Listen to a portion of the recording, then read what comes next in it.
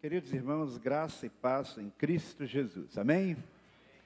Como vocês sabem, no mês de maio comecei uma série que tem como título Família, o papel de cada um. E se você tem participado dos cultos regularmente, você sabe que eu não tenho conseguido avançar muito falando sobre os papéis de todos os membros da família. Não consegui isso no mês de maio e também não vou conseguir terminar no mês de junho. Mas em julho eu prometo terminar, tá bom?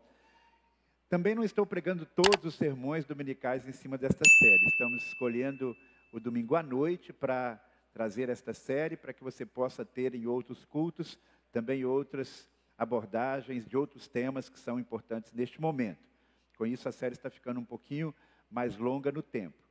E de tudo aquilo que eu tenho escolhido para falar, aquilo que eu vou me deter, que tenho me detido durante mais tempo, é sobre o papel dos pais. O papel dos pais na criação dos seus filhos. E hoje nós vamos continuar nessa abordagem. O versículo que é a base dele deriva todo esse ensinamento que eu tenho trazido aos irmãos aqui sobre o papel dos pais. É um versículo curto, mas quando você começa a pensar nos desdobramentos dele, você vai percebendo que tem muita coisa para a gente refletir, especialmente para tentar colocar em prática. E uma outra palavra preliminar. Pastor, mas você vai falar sobre pai, responsabilidade do pai novamente? Eu nem casado sou, ou então já estou com os filhos criados. Deixa eu lhe dizer uma coisa. Mesmo que você não seja o responsável direto pela criação de uma criança, não seja pai ainda, não seja uma mãe, mas você pode ajudar outros casais nisso. E o que eu vou trazer aqui hoje serve para todo mundo.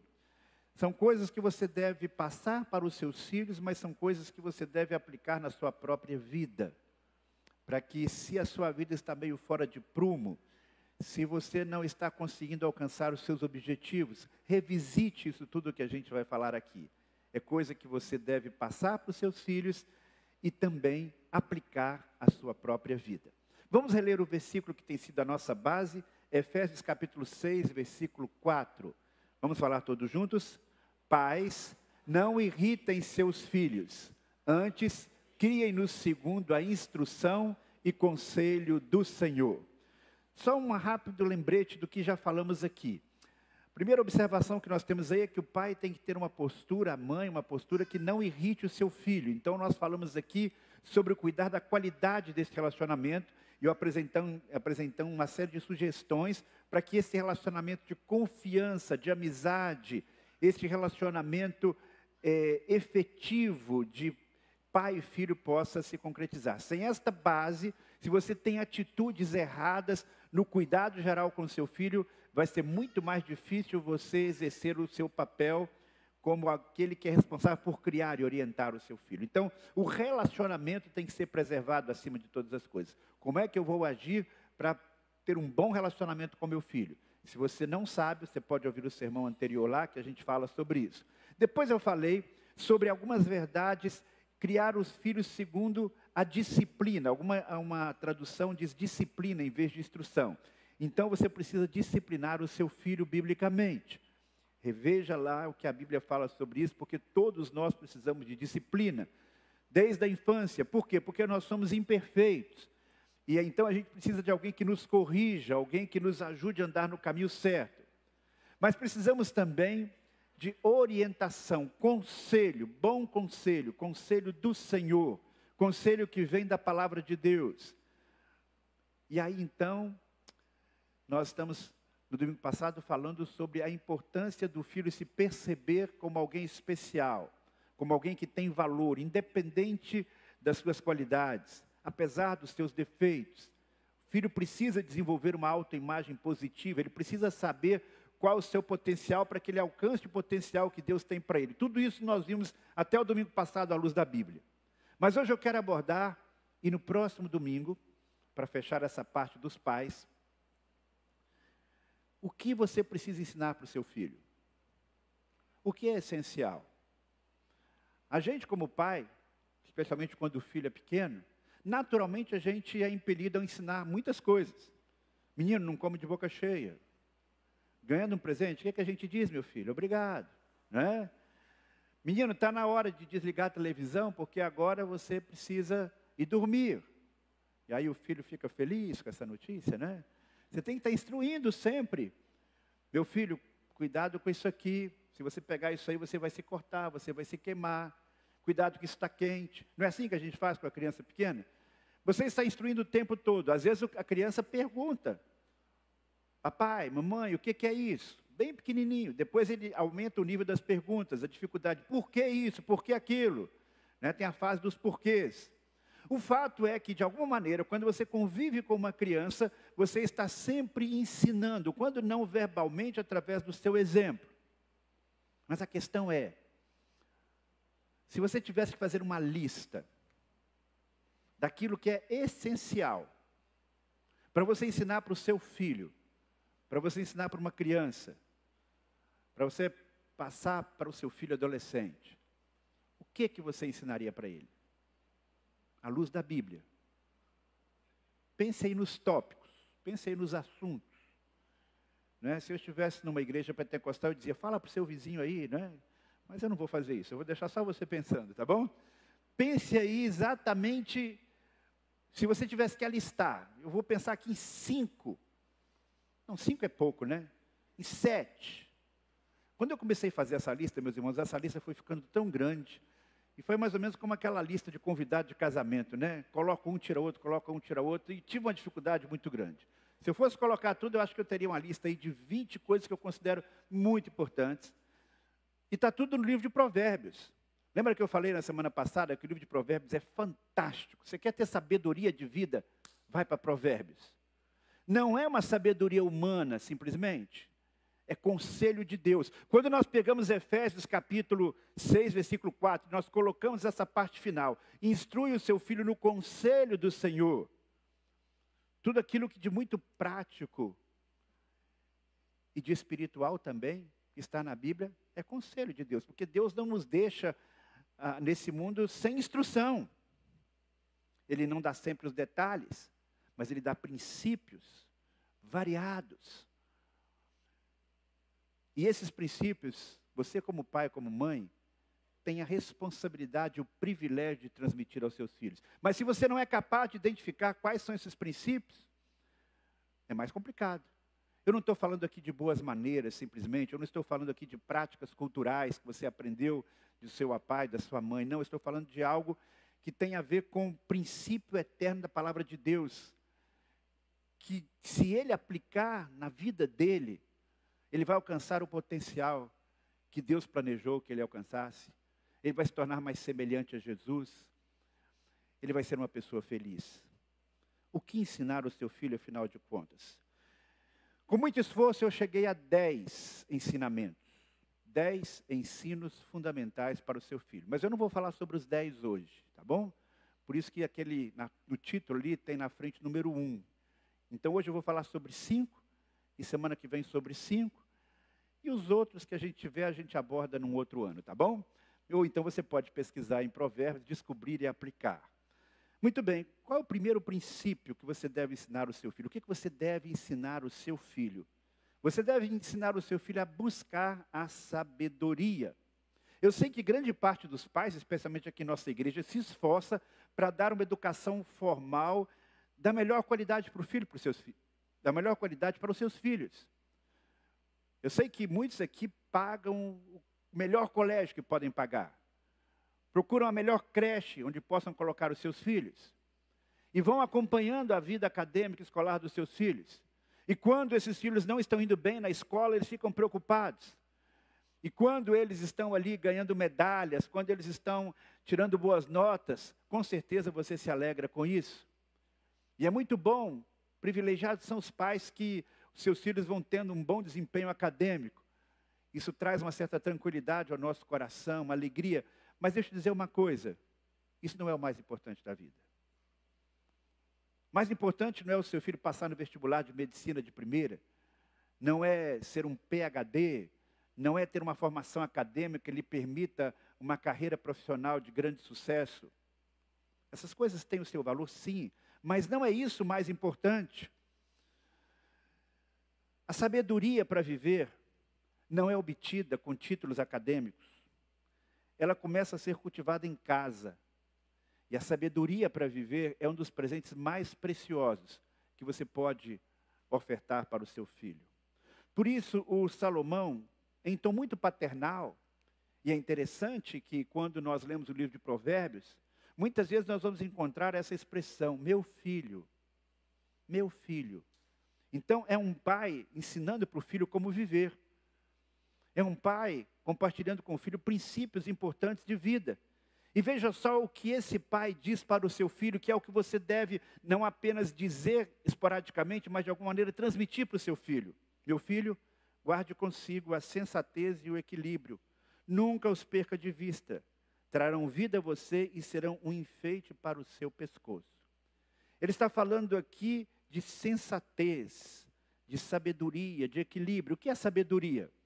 Existem muitas definições para a sabedoria. Nós poderíamos dizer que a sabedoria é aquilo que é verdadeiro, que é correto, associado a um bom juízo. Tem a ver com discernimento, com cautela, com sensatez, com bom senso, com conhecimento que você consegue aplicar no seu dia a dia. A própria definição que Provérbios traz de sabedoria passa por esse caminho. Quando nós lemos lá em Provérbios 8, 12, eu, a sabedoria, moro com a prudência e tenho o conhecimento que vem do bom senso.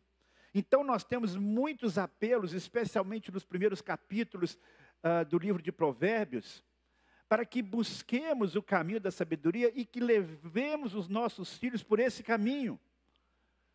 Porque a sabedoria tem um valor inestimável. Você precisa colocar isso na mente do seu filho e buscar isso para a sua própria vida. Olha só, nesse pequeno trecho, quantos benefícios existem ao adquirir a sabedoria. Provérbios 3, 13 a 18. Feliz o homem que acha sabedoria. Feliz. O homem que adquire o conhecimento, e não é aqui o conhecimento intelectual, é esse conhecimento advindo da sabedoria. Porque melhor é o lucro que ela dá do que a prata. E melhor a sua renda do que o ouro mais fino. Mais preciosa do que pérolas, e tudo que podes desejar não é comparável a ela. O alongar-se da vida está na sua mão direita, na esquerda riquezas e honras. Os seus caminhos são deliciosos e todas as suas veredas paz. É árvore da vida para os que a alcançam, e felizes são todos os que a retêm. Só nesse texto aqui a gente pode falar que a sabedoria está considerada como uma das fontes de felicidade, como a capacidade de fazer uma lucratividade maior com os bens materiais que você tem, vida mais longa, paz, vida prazerosa, vida frutífera. Você conhece pessoas assim? Pessoas que manifestam a sabedoria tendo uma vida equilibrada. Eu não estou falando aqui de milionários, não. Estou falando de gente que consegue equilibrar a sua vida, ter uma vida digna. Existem pessoas que são muito inteligentes numa determinada área. Porque hoje nós, quando falamos de inteligência, não é mais o conceito de muitos anos atrás, que o inteligente era aquele que sabia fazer cálculos, ou que tinha uma facilidade lógica, ou que tinha uma facilidade de comunicação. Hoje existem vários tipos de inteligência. Nós não estamos falando sobre esse tipo de inteligência, nós estamos falando aqui de pessoas que têm inteligência emocional. Porque há pessoas que têm um talento acima da média, mas elas enfiam os pés pelas mãos. São pessoas que não são capazes de manter um casamento estável, que perderam a conexão com seus filhos, que vivem perdendo dinheiro, que por causa das suas decisões erradas, perderam o respeito das pessoas ao seu redor e caminham muitas vezes para uma vida solitária. Sabe o que a Bíblia fala sobre essa pessoa? Uma pessoa que vai, ao longo da sua vida, tomando tantas decisões equivocadas e seguindo num caminho de destruição. Uma pessoa que quer uma gratificação imediata e não é capaz de adiar um sonho, um projeto, não é capaz de adiar uma gratificação imediata em função de um bem maior. Uma pessoa que não aceita o conselho de ninguém mais experiente. A Bíblia chama essa pessoa de tolo, de insensato. E uma pessoa, então, pode ser rica e tola, ela pode ser famosa e tola, ela pode ter um PhD e ser tolo. Ao passo que uma pessoa simples, uma pessoa de poucas posses, mas que administra bem a sua vida, não vive com a conta bancária no vermelho, ela pode ser uma pessoa extremamente sábia. A Bíblia diz que se a pessoa é incapaz de assumir as responsabilidades pelos seus erros, se ela culpa tudo e todos por seus fracassos, Ah, é isso, é aquilo, é o governo, eu não sei mais o quê. Ela não é capaz de olhar para o espelho e dizer, eu sou responsável por muitas decisões da minha vida. Todos nós sabemos, eu já tenho falado aqui, que nem todos os sofrimentos que nós passamos, nós somos o responsável direto por isso, porque nós vivemos num mundo decaído. Mas, ao mesmo tempo, nós não podemos tirar a nossa responsabilidade pessoal por muitos dos nossos fracassos, por muitos dos nossos erros. Precisamos assumir as consequências disso. Uma pessoa sábia, ela tem essa postura, não se esquiva da sua responsabilidade pessoal. Um sábio é alguém que é capaz de discernir as consequências dos seus atos. É uma pessoa que analisa não apenas o que fazer, mas o impacto disso não somente na sua vida, mas na comunidade onde ela está inserida, na vida de sua família, na vida de outras pessoas. Ela analisa um problema de diferentes ângulos, ela sabe diferenciar o que é essencial do que é secundário. Como você pode perceber, a sabedoria tem muitas vertentes. Você conhece pessoas sábias? Eu considero meu pai uma pessoa sábia. Ele não tem nos deixado um legado material, financeiro significativo. Por outro lado, não depende da gente para viver. Consegue administrar a sua vida financeira. Tem palavras de serenidade. Em momentos mais decisivos tem um bom conselho. Soube nos disciplinar. Nos ensinou o caminho para a comunhão com Deus, nos ajudou a alcançar objetivos na nossa vida, tem uma vida de simplicidade, me ensinou a beleza do ministério. Nunca me esqueço dele dizendo, o ministério é como uma flor, ela tem os seus espinhos, mas há uma beleza. Essa postura dele diante da vida, diante do ministério, como isso impactou e tem impactado a minha vida até hoje. O que o seu filho pode dizer para você, sobre você, pai, sobre você, mãe? Meu pai é uma pessoa sábia, minha mãe é uma mulher sábia. E como é que nós podemos então adquirir esta sabedoria? É importante você passar isso para o seu filho. Como você pode adquirir essa sabedoria? Se a sua responsabilidade é ajudar o seu filho a trilhar o caminho da sabedoria, a valorizar a sabedoria, a buscar a sabedoria, é em Tiago que nós vamos encontrar uma luz sobre isto.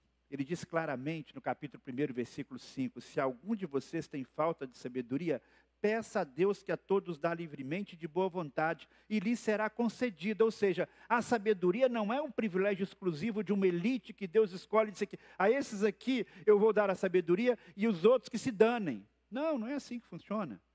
Deus quer dar a sabedoria a todos nós, a todos os filhos, é um presente de Deus. Agora você tem que buscar. Por mais sábio que você seja, você nunca vai confiar no seu próprio coração, você vai orar para saber a vontade de Deus em diversas situações da sua vida. E Ele vai dando a orientação à medida que você vai precisando. Não é como um facho de luz que você ilumina quilômetros de distância, é como uma lanterna que vai mostrando passo a passo o caminho que você deve trilhar. Então, além da oração, você tem um outro recurso importante que é a leitura da Bíblia, que é a meditação na palavra de Deus. Quando você observa a realidade ao redor, quando você usa as suas capacidades mentais de pensar e de refletir que Deus lhe deu, quando você ora, quando você lê a Bíblia, quando você junta tudo isso, você provavelmente, com certeza, você vai seguir o caminho da sabedoria. Deus vai lhe guiar. E é importante você passar isso para o seu filho. Mas se o seu filho não ora com você, se o seu filho não lê a Bíblia com você, você não lê com o seu filho, você não conta uma história da Bíblia para ele, não traz uma aplicação moral, como é que ele vai descobrir o caminho da sabedoria? São nas histórias da Bíblia, com os erros e acertos dos personagens bíblicos, que ele vai aprendendo o que é certo e o que é errado. Você percebe? Então a palavra de Deus, a oração e a reflexão são fundamentais para a sua vida e para a vida do seu filho. E à medida que ele vai crescendo, se ele entende que a sabedoria é algo extremamente precioso, mais poderoso do que uma riqueza material. Isso é muito fácil da gente entender. Pense, por exemplo, onde você preferia morar? Quem você preferia ter como pai? Um milionário que morasse numa mansão à beira-mar, mas uma casa cheia de confusão, de conflito, de briga o tempo todo? Ou num lugar mais simples, onde houvesse paz? No lugar onde cada refeição há uma confusão e o tempero da comida se perde? Ou num prato de comida simples, mas onde há risadas, onde há brincadeiras, onde há harmonia. Você percebe? Por isso que a sabedoria é muito mais importante do que a riqueza. É muito mais importante do que o conhecimento acadêmico. Eu sou muito grato a Deus pelos meus pais. Quando eu era criança, praticamente todas as noites, na hora de dormir, eu ouvia uma história bíblica. Naquela época, a gente não tinha alguns recursos que tem hoje. Hoje tem filmes maravilhosos para você colocar para o seu filho pequeno, com histórias bíblicas contadas com criatividade, de uma maneira interessante, musicais. Há muitos recursos hoje. Naquele tempo, tudo que eu tinha de mais tecnológico eram uns disquinhos, né? Os mais antigos devem se lembrar, Romilda canta e conta, e ali era um encenado, uma musiquinha. Mas aquilo era uma maravilha para mim, aquilo inculcou na minha mente verdades e histórias da palavra de Deus que eu tenho até hoje. Não menospreze esta oportunidade que Deus lhe dá de compartilhar a Bíblia com seus filhos, de regularmente ter um tempo de devoção com eles. Se você não consegue colocar na sua rotina diária o culto doméstico, mas ore com seus filhos. Com isso você vai estar ensinando o caminho da sabedoria. Em segundo lugar, ensine o seu filho a ser ensinável. Esse é o segundo ensino que eu considero muito importante. Ensine o seu filho a ser ensinável. O que isto significa? A sabedoria, como eu falei, ela vem da observação do mundo, ela vem da comunhão com Deus, da oração, da leitura da Bíblia, ela vem de uma autocrítica e reflexão constante. Mas há uma coisa que cada pessoa sábia cultiva. Essa pessoa tem a capacidade de ouvir e de aprender. Olha só o que diz Provérbios 19:20. Ouça conselhos e aceite instruções e acabará sendo sábio. Todos nós precisamos de conselheiros. Nenhum de nós sabe tudo sobre a vida. E eu não estou falando de conselhos apenas na área moral, espiritual, emocional. Em qualquer área da vida, há alguém que sabe mais do que a gente. Há alguém que aprendeu mais do que a gente. Há alguém que tem mais experiência. Alguém que tem mais discernimento. E pessoas experientes e que têm comunhão com Deus, com certeza podem nos oferecer bons conselhos, advertência e ajuda prática nos projetos que desejamos desenvolver ou já estamos desenvolvendo. Essa percepção, este ensinamento você precisa passar para o seu filho. Porque se seu filho não tiver essa compreensão, ele vai ser aquele famoso cabeça dura. Que ele coloca uma coisa na cabeça sem base e não quer ouvir ninguém. Ensine o seu filho a ser ensinável, a ser humilde, o suficiente para buscar bons conselhos. Muitos dos sonhos que nós cultivamos podem não se tornar realidade, porque nós pensamos que sabemos como fazer, mas não sabemos. E não pedimos ajuda, e não pedimos os conselhos de quem sabe. Se isso acontece com você e comigo, com certeza vai acontecer também com o seu filho, se você não ensinar para ele que ouvir bons conselhos é importante.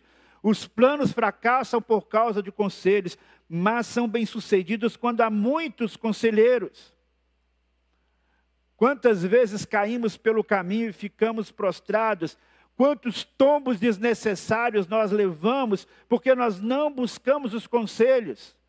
Seja na área profissional, seja na vida familiar, seja no casamento, nas áreas importantes. Se você não tiver bons conselheiros, você vai cair, porque você não sabe tudo de forma natural. Gosto muito desse versículo. Não havendo sábios conselhos, o povo cai, mas na multidão de conselheiros há segurança. Uma pessoa sábia, ela se cerca de bons conselheiros. Uma pessoa sábia, ela monta uma espécie de uma consultoria ao seu redor. Para essa área eu vou ouvir essa pessoa, para esta área financeira eu vou ouvir essa pessoa, na área de casamento eu vou ouvir essa pessoa aqui, porque ela tem experiência, a vida dela me inspira. Para essa outra área aqui, eu vou pedir a ajuda dessa outra pessoa, porque eu percebo que ela é alguém bom nesta área da vida. Qual é o seu time? Qual é o time de conselheiros do seu filho? E esta postura de buscar bons conselhos, ela começa com uma postura do filho em relação aos pais. O filho precisa entender que os primeiros bons conselheiros que Deus colocou na vida dele são os seus pais. Por isso nós lemos lá em Provérbios 4, 1 a 4, ouçam meus filhos a instrução de um pai, estejam atentos e obterão discernimento. O ensino que lhes ofereço é bom, por isso não abandonem a minha instrução. Quando eu era menino, ainda pequena, em companhia de meu pai, um filho muito especial para minha mãe, ela me dizia, ensinava e dizia, pegue-se as minhas palavras de todo o coração, obedeça aos meus mandamentos e você terá vida. Então nós temos aqui tanto o pai quanto a mãe ensinando e o filho aprendendo. Uma das coisas mais importantes na vida é que o seu filho, de fato, ouça os seus conselhos. Ore a Deus por isso. Procure inculcar isso na mente dele. Por isso nós temos tantas advertências no livro de Provérbios. Meu filho, obedeça aos mandamentos de seu pai e não abandone o ensino da sua mãe. Quando uma pessoa não é ensinável, quando a pessoa não aprende que o seu pai e a sua mãe têm bons conselhos e boas orientações, ela terá dificuldade de seguir conselhos bons de outras pessoas também. Ela provavelmente vai seguir conselhos sim, mas conselhos que são maus. E aí então, nós temos um outro grande desafio. Um outro grande ensinamento a passar para o seu filho, para os nossos filhos. Você tem que estimular o seu filho, ajudar o seu filho a escolher bem os seus amigos. Ensine o seu filho a escolher bons amigos. Todos nós precisamos de amigos. Na infância, especialmente na adolescência, especialmente nessa fase da adolescência e da juventude, os amigos parecem imprescindíveis. Os amigos são necessários e bons em qualquer fase da vida. Mas especialmente nessa fase, parece que a gente sente uma necessidade ainda maior. Até para a formação da nossa identidade. A gente não deve se limitar, não precisa se limitar e não quer se limitar apenas à convivência dentro de casa. Você precisa se sentir parte de uma turma, seu filho precisa se sentir parte de uma turma na adolescência.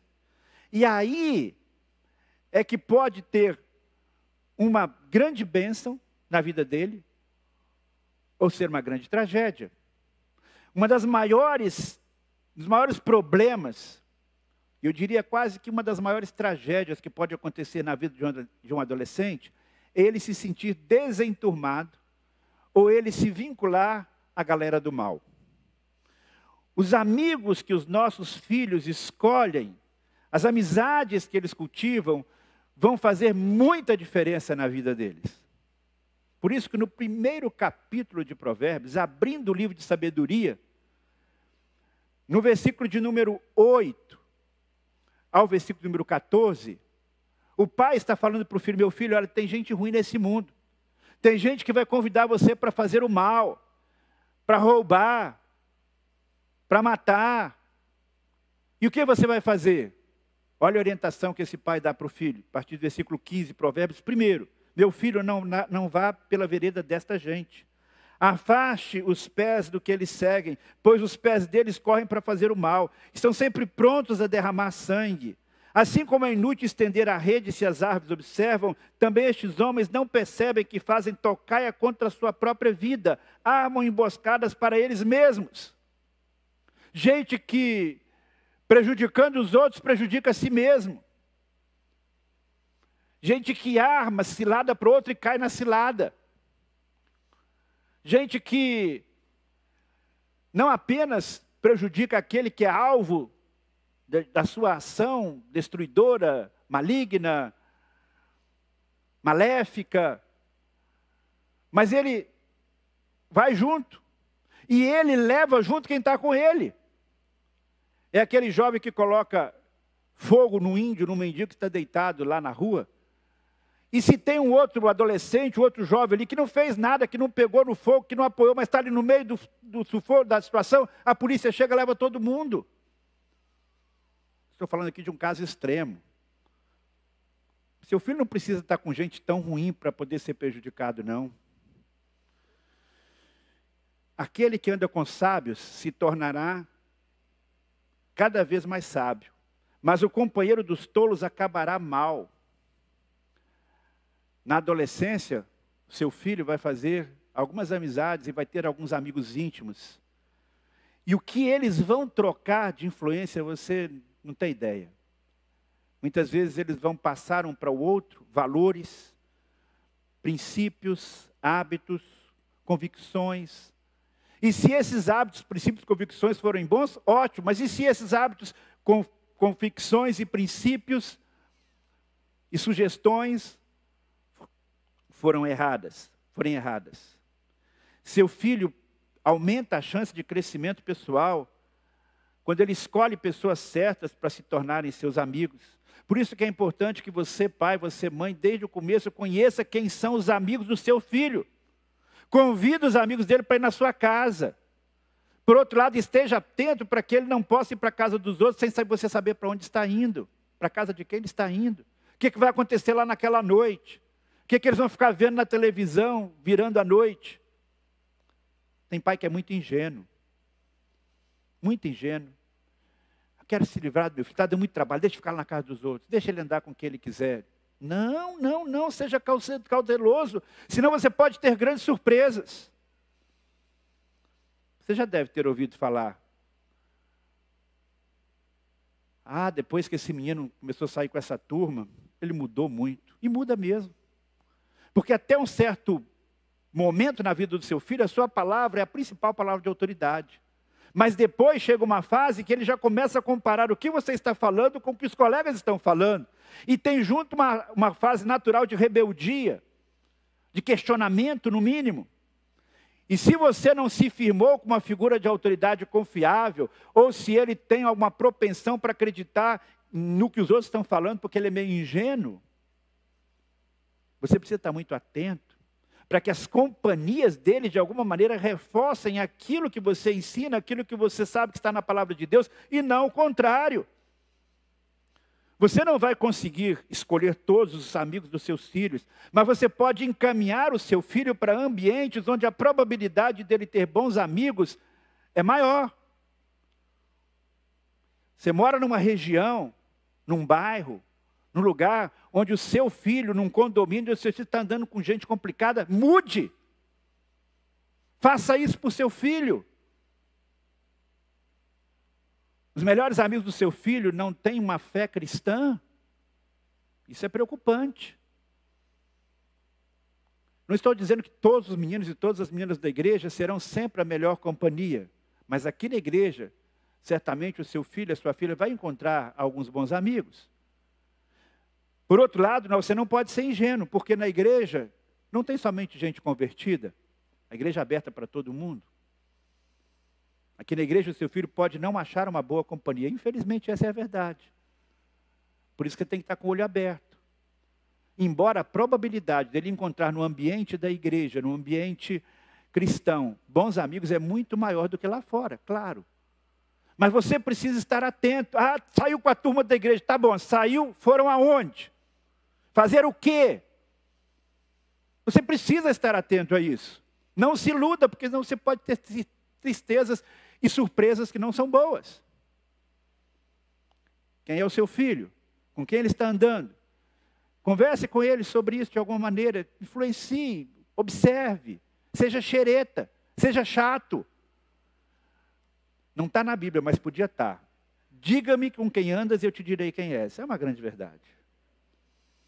Ajude o seu filho a crescer, ajudando a escolher boas amizades. Pessoas que vão ajudá-lo a ter disciplina pessoal, a valorizar a verdade, conhecimento de Deus. Eu já vi meninos, no popular dizendo, meninos muito bons, sendo influenciados para fazer coisas complicadas, porque se juntaram a más companhias. Esteja atento nesse sentido. Em quarto lugar, ensine o seu filho a valorizar o trabalho.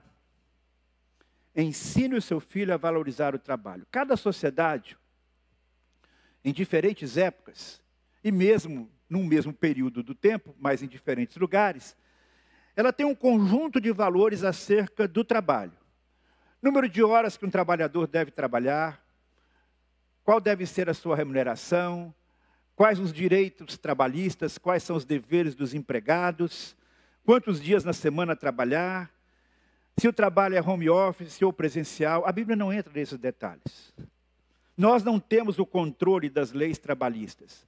Nós não temos o controle do contexto das oportunidades profissionais que existem ou não existem no nosso país, na nossa cidade.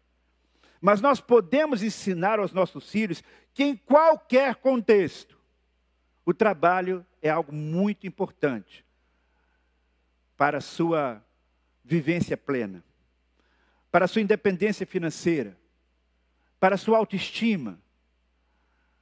Trabalho e a maneira como seu filho trabalha pode determinar, inclusive, com quem ele vai se casar. Para utilizar os dons que Deus lhe deu, para contribuir para o desenvolvimento da sociedade. Tem uma leve desconfiança que nós estamos começando a viver uma época em que o trabalho sério, duro e árduo está sendo desvalorizado. Quantas pessoas estão dizendo, não, você pode ganhar muito dinheiro fácil.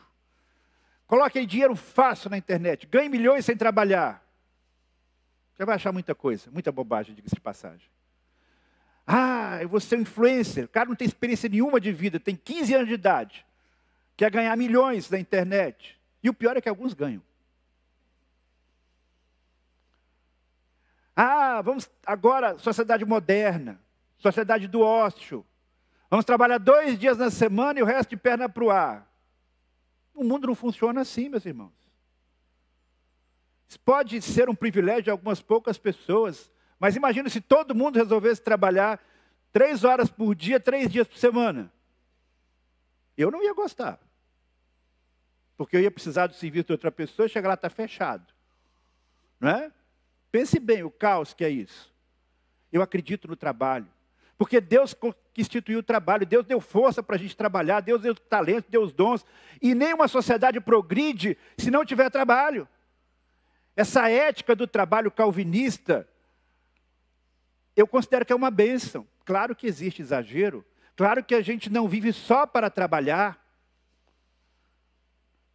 Mas nós não podemos, por causa de um exagero de pessoas que só valorizam o trabalho, cair no extremo oposto. Porque o que a Bíblia fala sobre o trabalho é muito claro. E ela fala sobre o trabalho, muitas vezes mostrando a atitude de quem não gosta de trabalhar. E quem não gosta de trabalhar é o quê? Preguiçoso. Você gostaria que o seu filho, que a sua filha se casasse com alguém preguiçoso? Cara, o seu jeito é maravilhoso. Boa gente, sereno, calmo, honesto. Só tem uma coisa, preguiçoso. Provérbios 6, de 6 a 8. Vai ter com a formiga o preguiçoso. Considera os seus caminhos e ser sábio. Não tendo ela chefe, nem oficial, nem comandante, no estio prepara o seu pão e na cega junta o seu mantimento.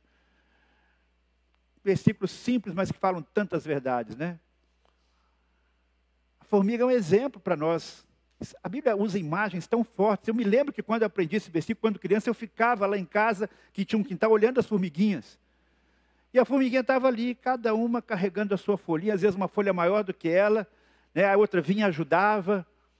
Não tinha ninguém dizendo para a formiga ali, faça isso, faça aquilo. Não, ela era automotivada. Porque ela sabe que ela precisaria colher aquelas folhinhas, colocar lá dentro, porque depois havia um tempo que ela não ia ter condição de fazer isso. Era um trabalho previdente. Não tinha ninguém mandando, ninguém olhando se ela está cumprindo o seu horário. Ela tem a sua consciência e sua automotivação. E é assim que Deus deseja que a gente trabalhe. Lembra da fábula do Esopo? Que fábula fantástica, né? Aquela cigarra que ficava cantando o dia inteiro. E a formiguinha trabalhando. Aí chega o tempo da chuva, a fábula, a cigarra fica numa situação difícil. Era assim a fábula original. Aí os politicamente corretos disseram, não, não é assim não. A formiguinha tem que abrir um espaçozinho lá para a cigarrinha que ficou cantando, né? Tão bacana. Esse é o mundo que a gente vive hoje. De desvalorização do trabalho. Não é que eu estou dizendo que cantar não é trabalho, viu gente?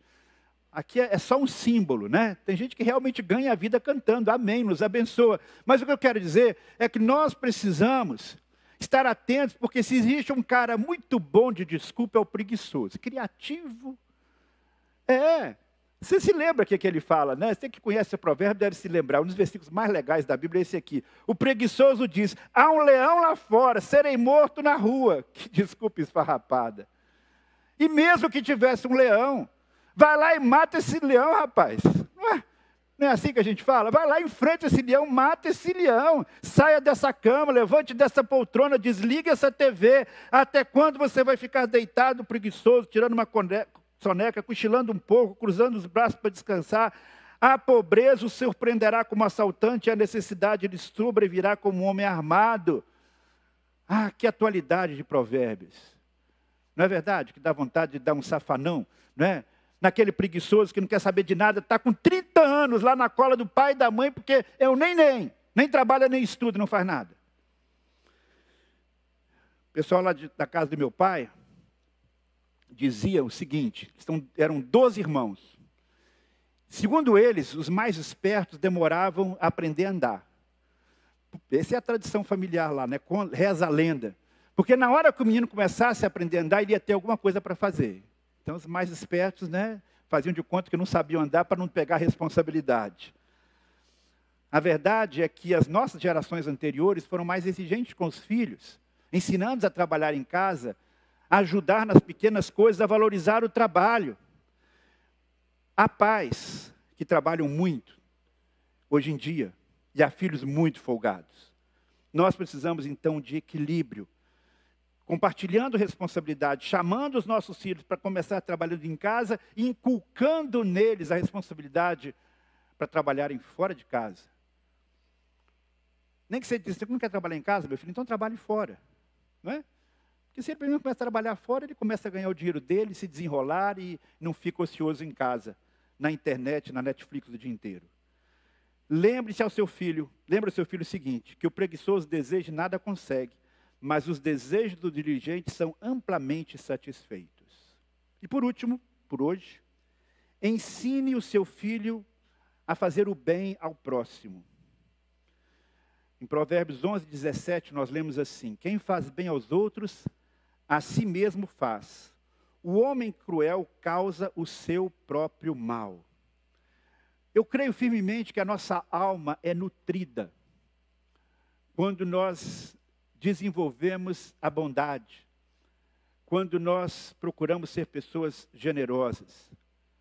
Você já fez algo para alguém deliberadamente, sem segundas intenções, sem pensar o que eu vou ganhar com isso, como é que essa pessoa vai poder me retribuir? Porque você viu a necessidade de uma pessoa e sentiu no seu coração o desejo de ajudá-la, e você foi lá e ajudou? Eu tenho certeza, se você fez isso, de coração, mesmo que não tenha havido uma retribuição adequada no futuro, um reconhecimento, você não se arrependeu. Eu não estou falando aqui de você se sentir superior aos outros, dizer eu me orgulho da minha bondade, não.